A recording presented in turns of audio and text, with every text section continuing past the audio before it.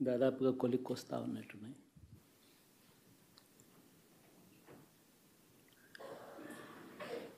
చూసిన ఫలితాలు జరిగిన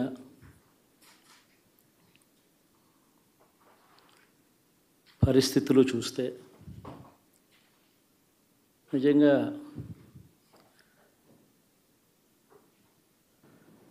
ఆశ్చర్యంగా కూడా ఉన్నాయి.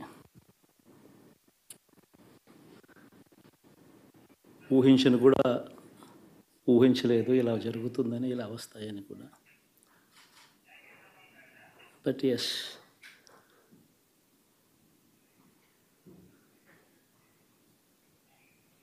అమ్మఒడి అందుకున్న 53 లక్షల మంది తల్లులకు మంచి చేసిన, పిల్లలు బాగుండాలి, వాళ్ళ చదువులు బాగుండాలని తాపత్రయపడుతూ అడుగులు వేశాం. మరి అక్క చెల్లెమ్మల ఓట్లు ఏమయ్యాయో తెలీదు. 66 లక్షల మంది అవ్వాతాతలకు, వితంతులకు, వికలాంగులకు గతంలో ఎప్పుడు జరగని విధంగా మంచి చేశాం. వారి కష్టాల్లో తోడుగా ఉంటూ, వారి కష్టాన్ని అర్థం చేసుకుంటూ, వారి ఇంటికే పంపించే వ్యవస్థను సైతం తీసుకొస్తూ, గతంలో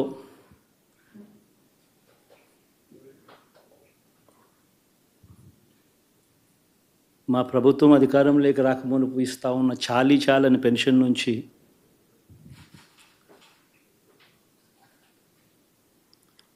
ఎంతో మంచి చేస్తూ అడుగులు వేసినా కూడా ఆ అవ్వాతాతలు చూపిన ఆప్యాయత ఏమైందో కూడా తెలియడం లేదు. దాదాపుగా 1,05,00,000 మందికి, పొదుపు సంఘాల అక్క చెల్లెమ్మలకు మంచి జరిగిస్తూ, వారి కష్టాలనే మా కష్టాలుగా భావిస్తూ, ఇచ్చిన ఏ మాట తప్పకుండా అన్ని రకాలుగా వాళ్ళకు అండగా ఉంటూ, ఆసరాతో తోడుగా ఉన్నాం, సున్నా వడ్డీతో సైతం అండగా ఉన్నాం, చేయూత సైతం తోడుగా ఉంటూ నిలిచాం. మరి ఆ 1,05,00,000 మంది అక్క చెల్లెమ్మల ప్రేమాభిమానాలు ఏమయ్యాయో తెలియవు. 26 లక్షల మంది చేయూతను అందుకుంటున్న అక్క చెల్లెమ్మలు, వారి ఆప్యాయత ఏమైందో తెలీదు.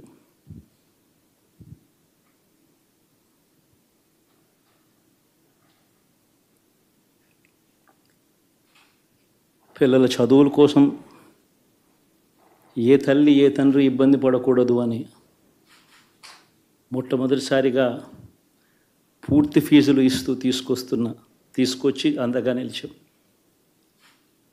చదువుల్లో ఎప్పుడూ చూడని మార్పులు తీసుకొచ్చాం. దాదాపుగా 12 లక్షల మందికి సంవత్సరానికి మంచి జరిగిస్తూ, ఆ పిల్లలు, ఆ తల్లుల అభిమానం ఏమైందో కూడా తెలియదు.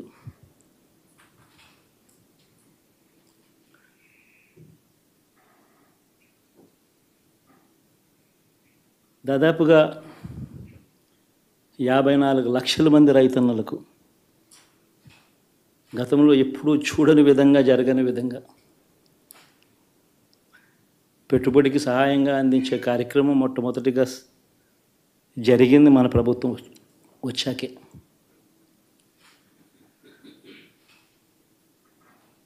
మరి అంతగా రైతన్నలకు తోడుగా ఉంటూ, రైతన్నలకు రైతు భరోసా ఇవ్వడం కానీ, సమయానికే వారికి ఇన్పుట్ సబ్సిడీ ఎప్పుడు జరగని విధంగా సీజన్ ముగిసేలోగానే ఇచ్చే కార్యక్రమం కానీ, ఉచిత ఇన్సూరెన్స్ కానీ, పగటిపూట 9 గంటలు ఇచ్చే కార్యక్రమం కానీ, ఉచిత విద్యుత్ ఇచ్చే కార్యక్రమం కానీ మరి ఆ 1,00,00,000 మంది రైతన్నల ప్రేమ ఏమైందో తెలియదు.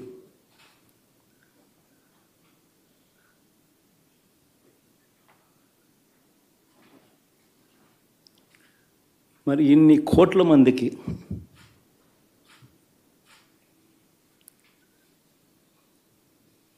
పేదవాడికి తోడుగా ఉంటూ ఆటో డ్రైవర్లు నడుపుకుంటా ఉన్న వాళ్ళు ఆటోలు దోలుకుంటూ టాక్సీలు దోలుకుంటూ ఇబ్బంది పడకూడదని వారికి అండగా ఉంటూ ఓ వాహనమిత్ర, నేతన్నలకు అండగా ఉంటూ ఓ నేతన్న నేస్తం, మత్స్యకారులకు తోడుగా ఉంటూ మత్స్యకార భరోసా, ఫుట్పాత్ మీద చిన్న చిన్న ఇడ్లీ షాపులు పెట్టుకొని నడుపుకుంటూ, చిన్న చిన్న బంకులు పెట్టుకొని నడుపుకుంటూ, చిన్న చిన్న వ్యాపారాలు చేసుకుంటా ఉన్న వీళ్లకు, నా అక్క చెల్లెమ్మలకు, నా అన్నదమ్మలకు మంచి జరగాలని ఆరాటపడుతూ వాళ్ళకు ఒక తోడు, నా రజకులకు, నా నాయి బ్రాహ్మణులకు, నా టైలర్లకు అని అండగా ఉంటూ వారికి ఒక చేదోడు. మరి ఇన్ని లక్షల మందికి ఇంత మంచి చేసి, ఇన్ని కోట్ల మందికి, లక్షలు కూడా కాదు, కోట్ల మందికి మంచి జరిగించి,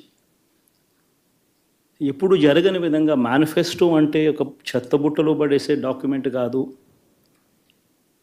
ఒక మేనిఫెస్టో అంటే ఒక బైబిల్ అని, ఒక ఖురాన్ అని, ఒక భగవద్గీత అని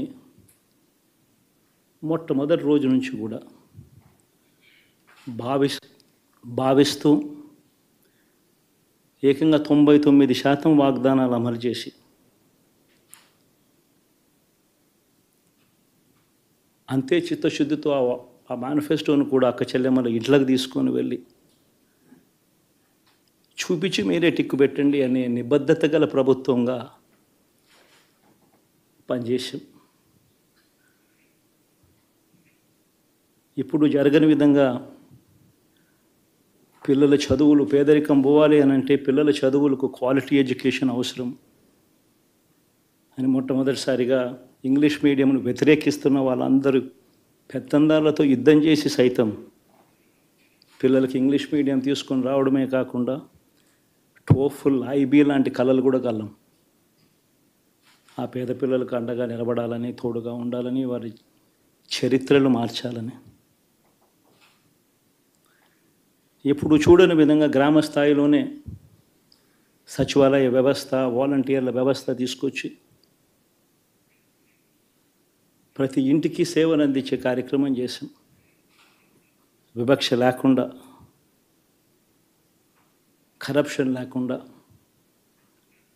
దాదాపుగా 2,70,000 కోట్ల రూపాయల పైచిలకు ఇంటి వద్దకి అందించగలిగాం.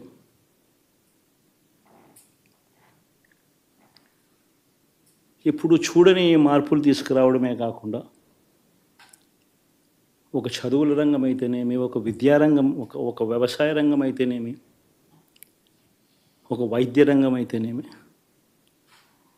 ఏ పేదవాడు ఎప్పుడూ ఇబ్బంది పడకూడదు అని ఎప్పుడు ఊహించని విధంగా మార్పులు తీసుకొస్తూ పేదవాడికి అండగా నిలబడగలిగాం.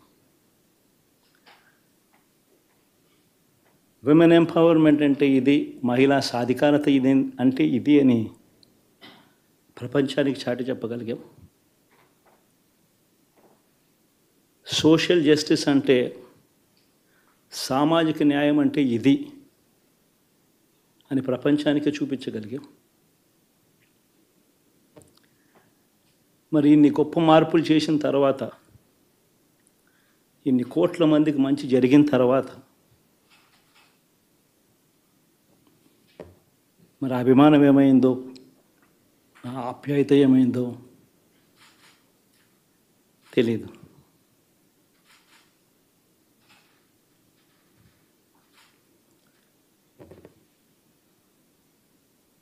ఎవరో మోసం చేశారో, ఎవరో అన్యాయం చేశారో అని చెప్పి అనొచ్చు, కానీ ఆధారాలు లేవు.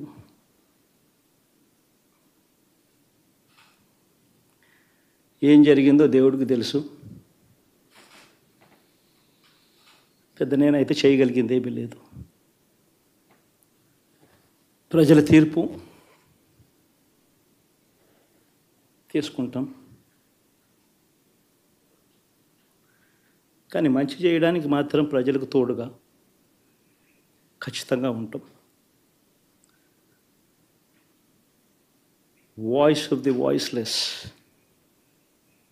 కింద ఈ పార్టీ తాను చేయాల్సిన పని తప్పకుండా చేస్తుంది. పేదవాడికి అండగా ఉండే కార్యక్రమంలో ఎప్పుడూ కూడా పేదవాడికి తోడుగా ఉంటూ గలం విప్పుతుంది, పేదవాడికి అండగా నిలుస్తుంది. పెద్ద పెద్ద వాళ్ళ కూటమి ఇది. ఢిల్లీలో సైతం శాసించే పరిస్థితుల్లో ఉన్న కూటమి ఇది. ఆ కూటమిలో ఉన్న బీజేపీకి, ఆ కూటమిలో ఉన్న చంద్రబాబు గారికి, ఆ కూటమిలో ఉన్న పవన్ కళ్యాణ్ గారికి అందరికీ కూడా వాళ్ళ గొప్ప విజయానికి అభినందనలు.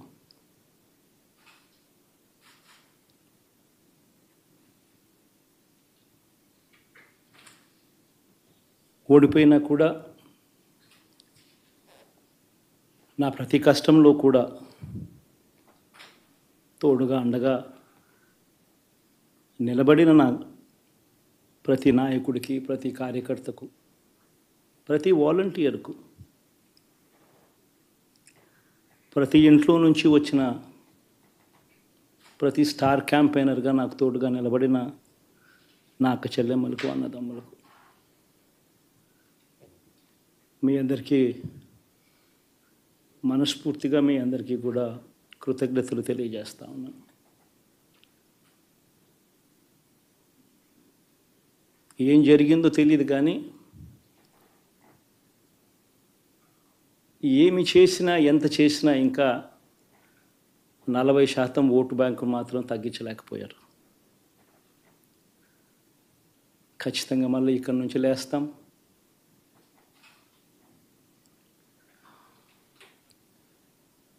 మళ్ళీ ఇక్కడి నుంచి గుండె ధైర్యంతో నిలబడి మళ్ళీ లేస్తాం. ప్రతిపక్షంలో ఉండడం కొత్త కాదు, పోరాటాలు చేయడం అంతకన్నా కొత్త కాదు. నా రాజకీయ జీవితం అంతా కూడా ప్రతిపక్షంలోనే గడిపా, ఈ 5 సంవత్సరాలు తప్ప. పోరాటాలే చేశా. రాజకీయ జీవితంలో ఎవడు చూడని కష్టాలు కూడా అనుభవించా.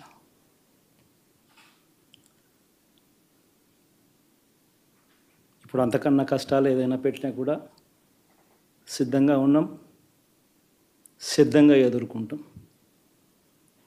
ఆల్ ది వెరీ బెస్ట్ గవర్నమెంట్లోకి వచ్చిన వాళ్ళకు. Thank you.